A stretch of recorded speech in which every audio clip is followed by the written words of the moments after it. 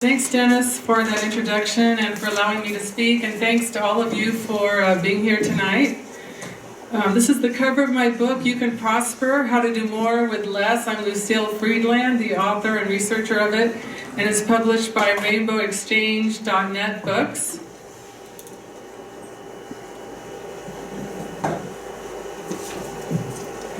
Do you see my, wait, hold on. Do you see my hand? Okay. Live long and prosper, Alien Spock famously said on Star Trek as he held up his signature hand signal. Today, many people here on Earth want to live better with what they have as well. Some may even find that they have less money than they thought they would. You can discover many ways of enjoying life and living longer here in this book. It explains how to do so in a way that can save you money, save time, prepare and follow a budget, plus live spiritually.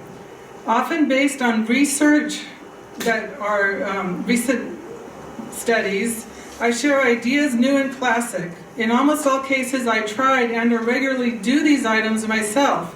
This book also shows you, as the title says, you can prosper, how to do more with less. What is the need for this book?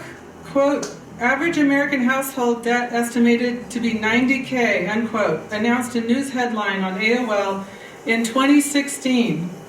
The article stated, quote, limited to debtors, average U.S. family debt rises to a staggering $131,000 with almost $16,000 from credit cards alone, unquote, with the source of information from the website NerdWallet.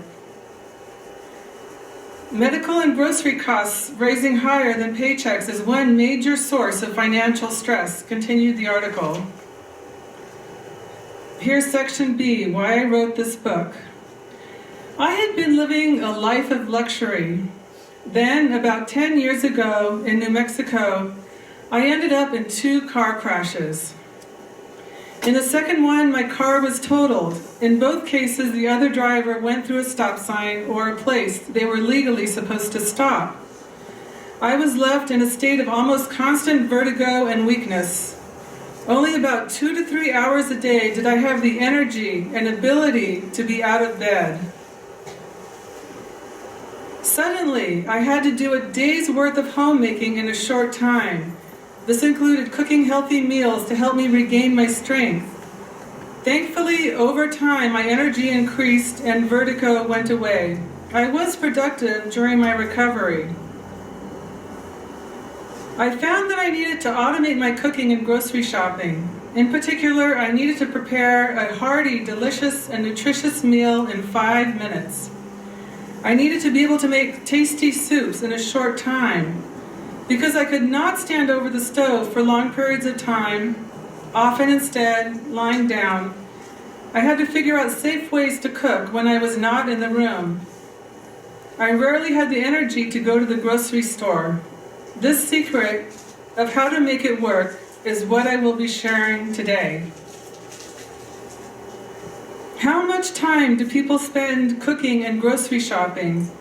According to the Bureau of Labor Statistics American Time Use Survey, in 2015, 43% of men cooked and cleaned up daily versus 70% of women.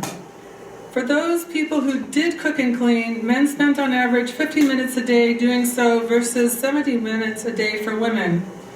Women spend on average 4 hours a month going grocery shopping, while men spend 2.2 hours.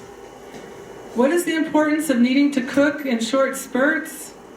If we want to make time for ourselves and pursue our own interests, whether writing a book or talking with friends, making extra time in our day makes sense. Cooking and grocery shopping are excellent places to do so. To automate cooking and grocery shopping, I used these 3 strategies. Number 1, wrote menus for the month in advance, then went grocery shopping for specific items on the list. Number 2, cooked with equipment that cooks unattended and turns off automatically. Crockpot, convection oven, and a rice cooker. Soups, stews, roasted vegetables, and protein taste delicious when prepared in these appliances. Plus, when I added a little olive oil. Number 3, went grocery shopping only once a month and bought foods that were frozen or had a long shelf life. I paid for vegetables that were already cut into bite-sized pieces. Also, I purchased frozen salmon patties, canned sardines, eggs, fresh apples, frozen blueberries, rice, beans, oatmeal, almond milk that can be stored on the shelf, olive oil, carrots, peanut butter, spices, and so on. When I had time, I shopped for fresh kale, tomatoes, cucumbers, bell peppers, miso, and storable tofu. These findings about how to automate cooking and grocery shopping started expanding into other areas I gleaned from my home life. I put these ideas together in this book, You Can Prosper, How to Do More with Less. It focuses on how to live well by saving time and money. You Can Prosper also has a spiritual section in it that explains how to deal with this topic on a spiritual level. Soon after I started writing the book, the ability to create an online store became available for me. For other people to find these exact same products in brick and mortar stores could be a challenge.